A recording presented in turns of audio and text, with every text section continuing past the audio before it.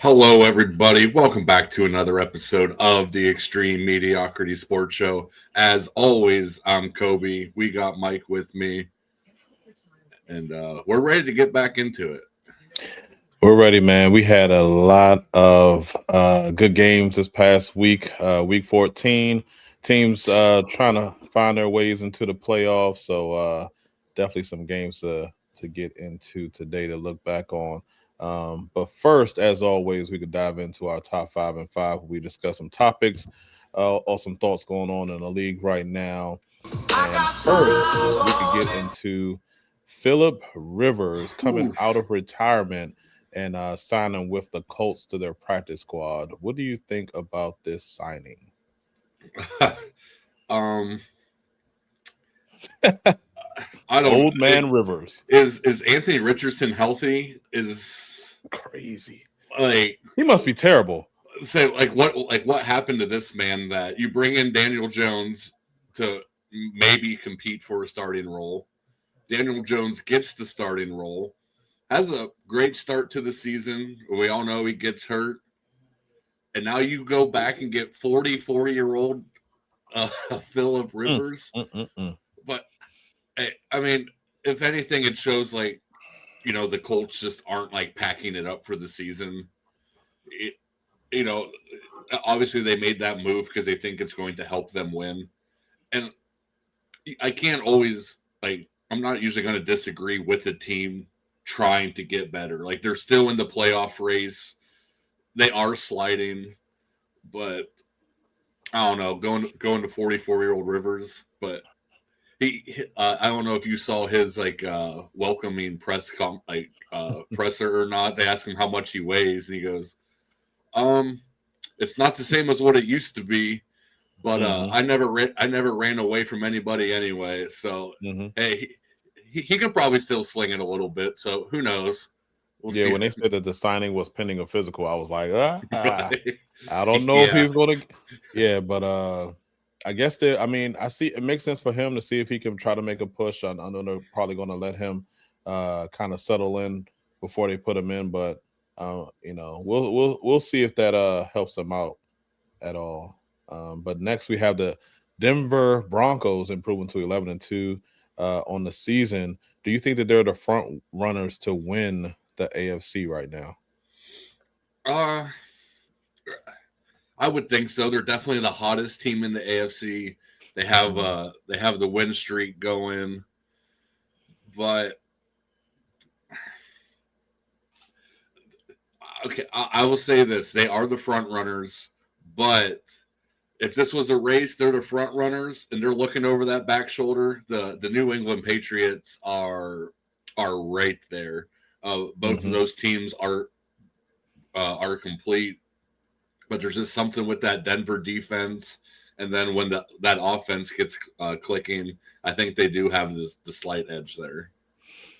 Yeah, I agree. I think the Patriots is going to be that front runner for the AFC, but I think also a sneaky team might be the Bills. If they could kind of get going, if they get into the playoffs, they don't have to worry about the Chiefs this year. That was their Achilles heel. So got the Bills probably being a little sneaky team once we Hmm. get into the playoffs. Next, will the Panthers win the NFC South? I know we've been talking about it for weeks. I've been on them. Tampa's trying to slide a little bit. You think they can win the division? Oh man, I I've been laughing every time you jumped on the Panthers band, but you did pick them in some pretty crazy spots. Hmm. But really, yeah, you mentioned the Buccaneers sliding, Panthers coming off a bye. I think I think they'd have a legit chance. Yeah. When Bryce Young's on, he looks like their franchise quarterback. When he struggles, they struggle. I mean, that's just if your quarterback's struggling, the team's gonna struggle. But everyone else in that division struggling right now too. So I think the Hmm. Panthers are struggling less, if that makes sense. Yeah, I think those two games against each other, the Panthers and the Bucks, that's coming down the stretch, is going to determine it all in that division. Next, another division race. Do you think that the Cowboys will win the NFC East? and kind of take that over from the Eagles? Oh, man, that's such a hard question because the Cowboys offense seems like they can outscore anybody like on paper, but then it's just how that defense is going to show up. But at the same time, this Eagles team, I can't really speak highly on any unit right now, offensively, defensively. So I think the Cowboys could probably make it interesting, especially with this like a little slide the Eagles are on. But to win the division, I think I would probably still give it to the Eagles. Yeah, I agree with you. I think that I think the Eagles are going to come out with this one. I think it's going to be a little bit too tough for the Cowboys to do. Next, will Stefanski still be the coach for the Browns in 2026? I thought this week was going to be his week, but I see he's still there. But you think he'll be there next year? I think he'll be there in 2028. I don't. This man has dirt on somebody somewhere in this organization. But no, I don't think so. Even if it's you know how they always say like mutually agree to part ways, because there's reports coming out that he says that he would be welcome to dismissal from the team. Like if he's upset the team isn't winning, all he has to do is look in the mirror. And I'm sure we'll get into it later. But this last week's game was his fault. So yeah. And speaking of that game, we're going to get into it right now. We had the Tennessee Titans facing the Cleveland Browns. Just a crazy ending to this game. Tennessee pulled this one out 31-29. Shedeur played his behind off in this game. Yeah, man, he did. And when you have a young rookie quarterback with the amount of confidence that he has, and he's going out there putting on an absolute clinic, and as a team, you can't get it done for him. His confidence has been at 100 as soon as we drafted him. Like before, you know, he was even like in consideration for the starting job. He's been confident this whole time, so I don't think you can break his confidence going into this next week's game. But kind of a letdown from the defense this week. Tony Pollard had a 70-yard run, and then like an almost 40-yard run, and that's just very uncharacteristic of this defense. So right there's 14 points you normally don't give up. But at the end of the day, Stefanski, we get a touchdown, and you know we can just kick the extra point, make it 7, keep on going. We went for 2, didn't get it. They scored, then we scored again, where we have to have a 2-point conversion now to tie it up. Shedeur has been balling. He's been the best player on the field all day. Throws a beautiful pass to Fannin in the corner of the end zone. Team's fired up. He actually went and got in Jonathan Simmons' face and did his celly because he was like, that's the confidence this guy has. One-on-one coverage, Shedeur's going to give you a catchable ball.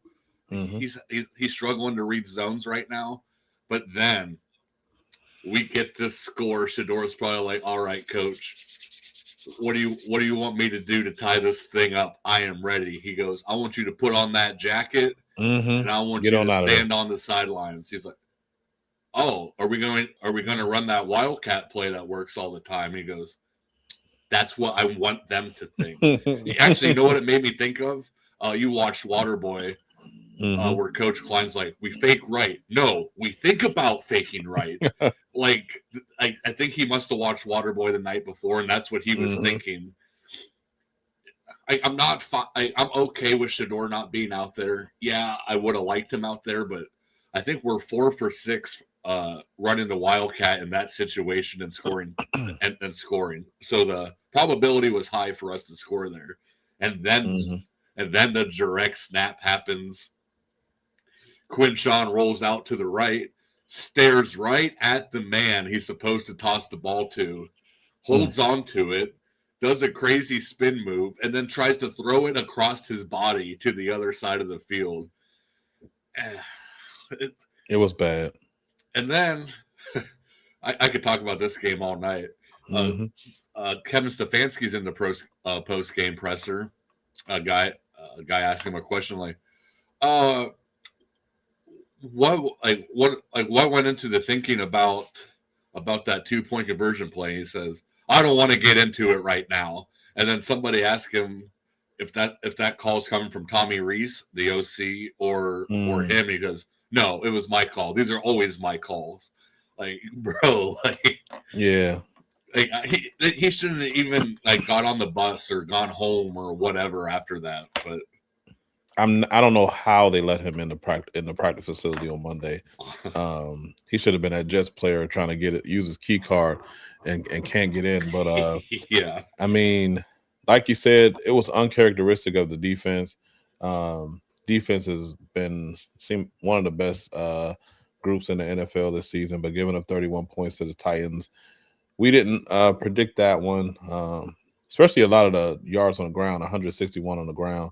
But like you said, Sanders played well. I mean, yes, he had the interception, but he's gonna make some mistakes.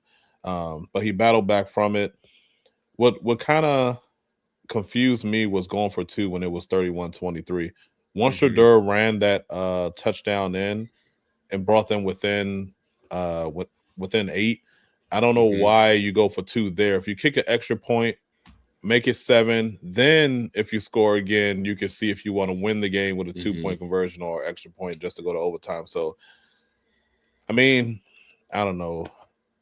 A lot went wrong and crazy in this game, but we've been saying that it seems like all season with Stefanski. And like when a player has like a really great game, they always like joke about like, oh, we got a drug test coming. I think coaches should, like, when they have games like this where clearly they're just not able to comprehend what's going on, get those guys on a drug test, because there's something's going on. Yeah. Speaking of something going on and something being there, people probably need to be tested. We had my Commanders going up into Minnesota, laying a goose egg against the Vikings, 31-0. 31-0. So that's 0 right there. 0. That's hard to do in the NFL these days, is to put up 0 points. Hard. Yeah, I mean, to start the game, we let McCarthy gain confidence. He didn't do a lot, but he didn't make a lot of mistakes. He drove the team down the field, got on the board 7-0. We drive down, we get all the way in the red zone, can't score, turn the ball over on downs. Then our defense, of course, probably the worst in the league now, allows the Vikings to go all the way down the field and go up 14-0. At that point, the game is over. We're trying to, battle back, throw it. The play calling in this game by Kingsbury was also bad, which we haven't said in the last few weeks, but this game, he did not call a good game. We was running the ball well in the first quarter. Then he decided to go away from it. Yes, we were down by double digits, but at the same time, we were probably running the ball for 7 or 8 yards a carry. So you got to stick with that. Then, you also have your quarterback that's coming off of an injury. You're throwing the ball more than you should. He throws an ugly interception. He tries to make a tackle. He gets blown up, lands on his elbow again, gets injured. Mariota comes in. I think he turned the ball over too as soon as he came in. He also got Ertz blown up, threw a high pass on the left side. Ertz tried to make a catch, got his knee blown up, his torn ACL. He's out for the season. So just a bad game overall. We made and mind you, Minnesota Vikings just laid their own goose egg the week prior, and now we made them look like they're, really good. So definitely a bad game for us. We dropped to 3-10. We're trying to get a top 5 pick in the draft. Yeah, that's a good spot for you guys to lose if you're going to start tanking. But Mm-hmm. I didn't watch a whole lot of this game. I saw how bad the Vikings That's were the good. week before. But I mean, yeah, you guys have just been the most injured team in the league. The Swiss cheese defense I've been talking about all year. Mm-hmm.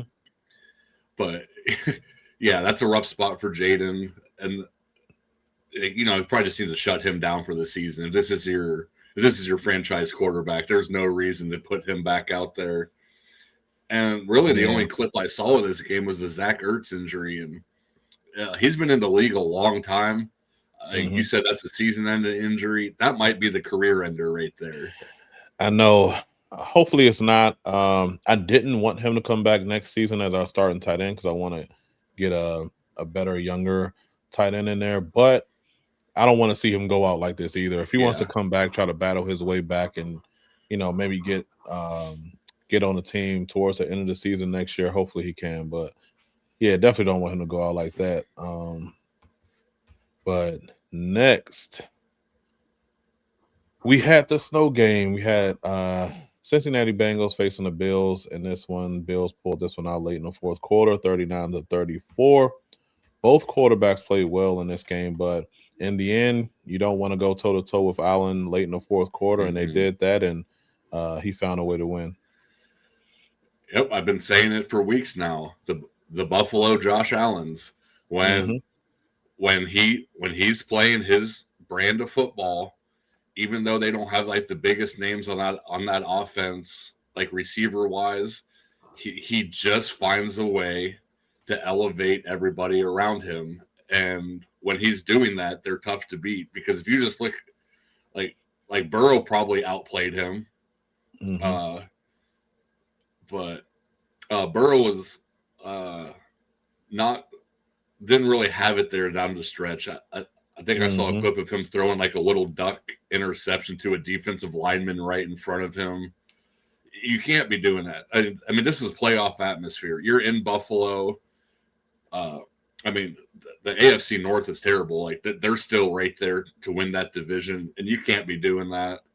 And that one rushing touchdown Josh Allen had, that's just him in his element. Like that's I'm taking this game over right now. I'm running this thing in from whatever it was, 30, 40 yards. And they made fewer mistakes and won the game. Yep. That's exactly what did it was those mistakes. Allen with 4 total touchdowns, no mistakes, and Burrow with 4 touchdowns but 2 interceptions.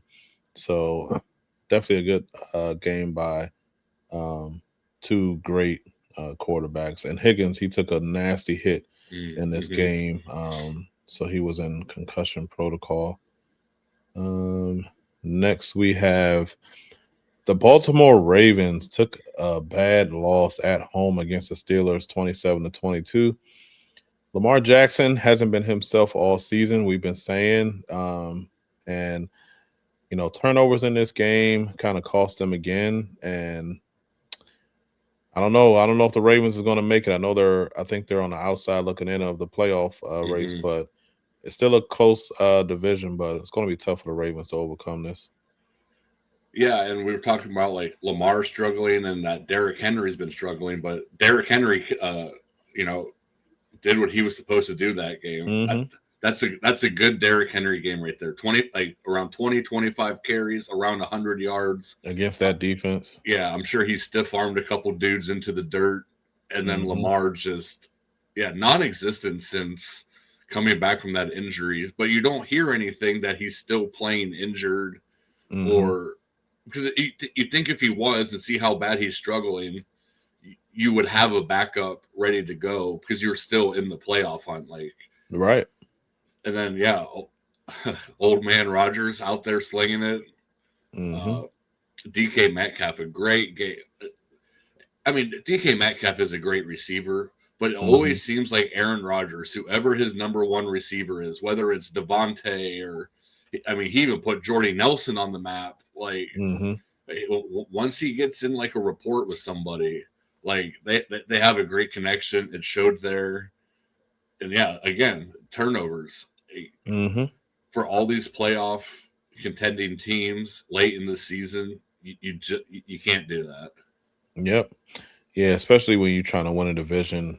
So a divisional game, um, you can't drop a game like this. But Metcalf, I think that he should be putting up these type of numbers every week with the frame that he has. Yeah. He should be putting up these type of numbers every week. And Zay Flowers went off 8 catches for 124. But like you said, turnovers were the Achilles heel in this one. So yep, Steelers get a big win in the division. And next we had divisional game here that we did not expect. The Saints getting a win on the road in Tampa, 24-20. Tyler did just enough to get a win. 2 rushing touchdowns. And Mayfield. I don't know what's going on with Buddy, man. He was earlier in the season, he was kind of carrying the team. He was putting a lot of the everything on his back, kind of, getting them those close wins early on. But now, I don't know. Yeah, and when obviously when he played for us, he showed like flashes of brilliance, and then he would struggle, and then he hopped around the league, ended up here in Tampa Bay, and Abuka was going off earlier in the season before Godwin came back. They were running the ball well. I know they battled injuries because I feel like I haven't seen Abuka, Godwin, and Mike Evans really all like on the field that much. Mm-hmm. But so I mean that's probably contributing to Baker's struggles a little bit too. But yeah, I think I've said it before. Tampa Bay was one of the top 5 teams in the league. Baker was in the MVP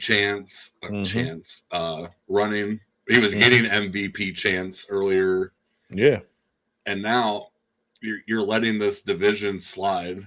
And then this divisional game where you're at home, you're against the struggling Saints, and he gets outplayed by a rookie, and just not a good look for the Tampa Bay Buccaneers, and a really good shot for your favorite team all time, the Carolina Panthers, to sneak in and win that division. Yeah, leave that door cracked. But yeah, and the Bucs are getting players back from injury too, so they don't really have that excuse anymore where they're missing players. They're getting, they got Bucky back, Godwin back, Mike Evans is coming back, so no really excuses of why they're playing so bad. So we'll see if they can turn it around soon. But another divisional game, Bears gave this game away kind of late in the game, threw a costly interception late in the fourth quarter to Green Bay. Green Bay ended up winning this one 28-21 at home. Caleb played okay in this one. But again, it's hard to beat Green Bay in December. So Jordan Love is still playing well, 3 touchdowns and an interception. They have the recipe, Green Bay, to be successful when it gets cold. They have a good running game with Jacobs. Love is playing well, and the defense is really good. So they have everything you need to kind of get these wins late into December. Yeah, and I think that the Green Bay offense has got a big jolt since Christian Watson's been back. He was a big part of that offense in the last couple of years. I think he's been back 2 weeks now, and he has 4 touchdowns. So, and you mentioned Green Bay's defense. So if this offense can stay hot right now, obviously you can see them closing in on the Bears there. But and the Bears are the Bears. The defense struggles at times, but then the offense has been able to pick them up. And yeah, they just a late turnover, and they just weren't gelling like they have before. But Green Bay again getting hot at the right time, like so. Yep. That division is still like must watch when because you have the Lions there too. So right. And next we had The Houston Texans getting a big win against the Chiefs in Kansas City, 20-10. CJ Stroud played well in this game. No turnovers, over 200 yards. The big thing in this game, the big takeaway was Mahomes, no touchdowns, 3 interceptions. You cannot win a lot of games putting up those type of numbers. Yeah, if your quarterback's turning the ball over like that, it's just not going to happen. Especially with the Texans' offense seeming to get going a little bit. I was just trying to look it up, but I couldn't find it. I think the Texans' defense combined stats against the Chiefs and the Bills. I think they had five interceptions versus Mahomes and Allen. The completion percentage was way down. They had like low yardages. That's just like this is a playoff football team. A strong defense and then an offense that can get it going.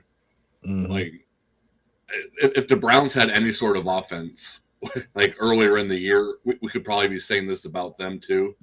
But when you have an elite defense, it helps out your offense tremendously.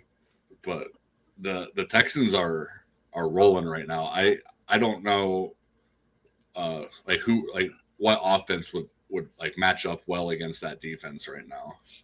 Yeah, I think that defense is still ranked number 1 in the league right now. And to wrap up week 14, we had the Philadelphia Eagles taking a loss in LA 19-22.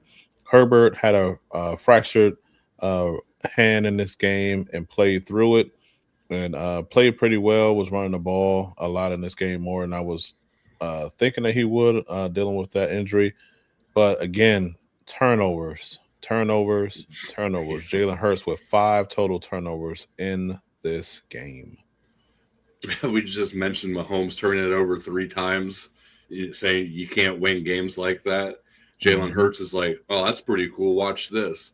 Not only the 5 turnovers, but we had a history-making play. The NFL has been around for, I don't know, a very long time. And we have a brand new record.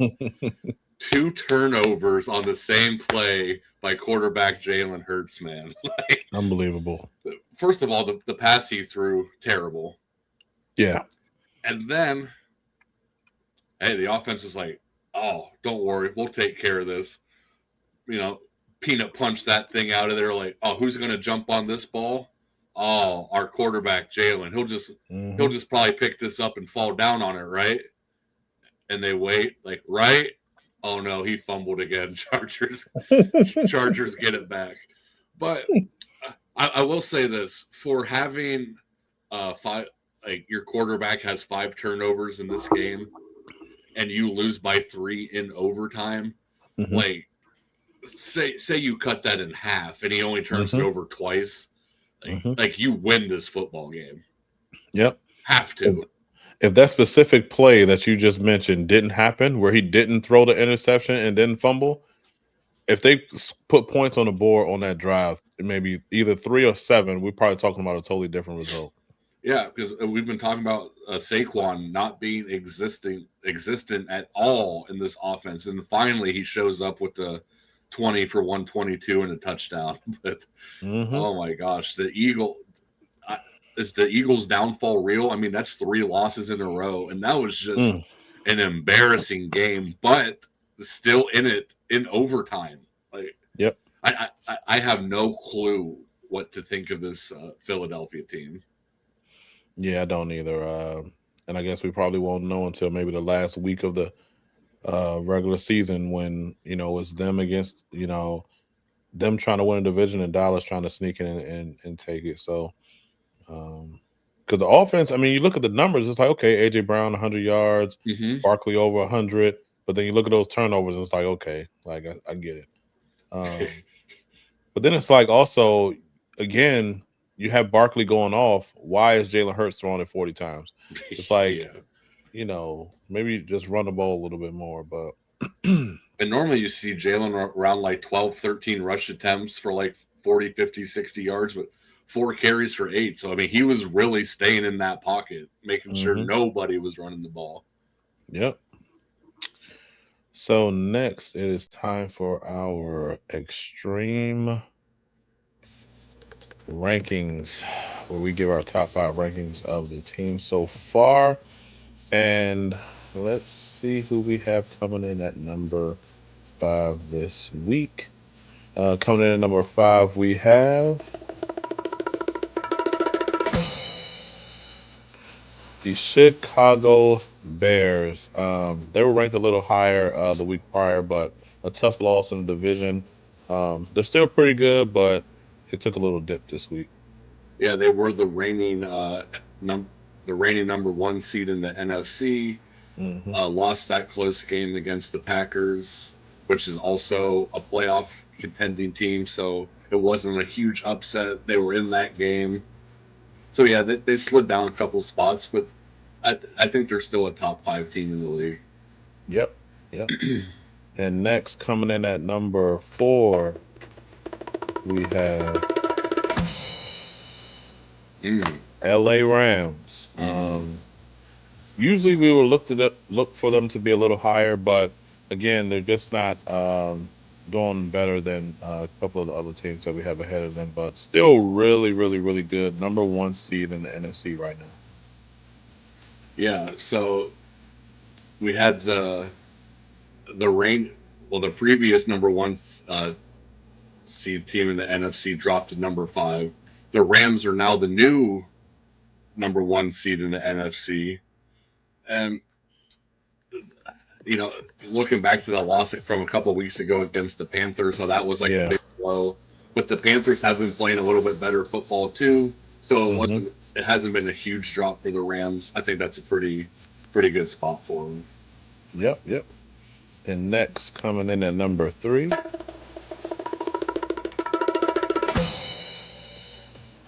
the Green Bay Packers. They took down the number 1 team in the NFC this past week when they beat the Bears. They're 9-3-1 right now, playing really well. That defense is playing great. They are a tough team to beat right now. Yeah, I like Green Bay here. Anytime you can take down a division rival who is also a number 1 seed, uh, that's a lot of momentum to like take you up on these rankings. Mm-hmm. Now coming in at number 2, we have the Denver Broncos. They recently improved to 11-2. They haven't lost a game since probably September. Playing really well right now. Defense is elite, as as we keep saying. So, no surprise that they're in the top 2. Yeah, uh, it's hard. It's hard to argue against uh, these win streaks. We talk about how defense is so important.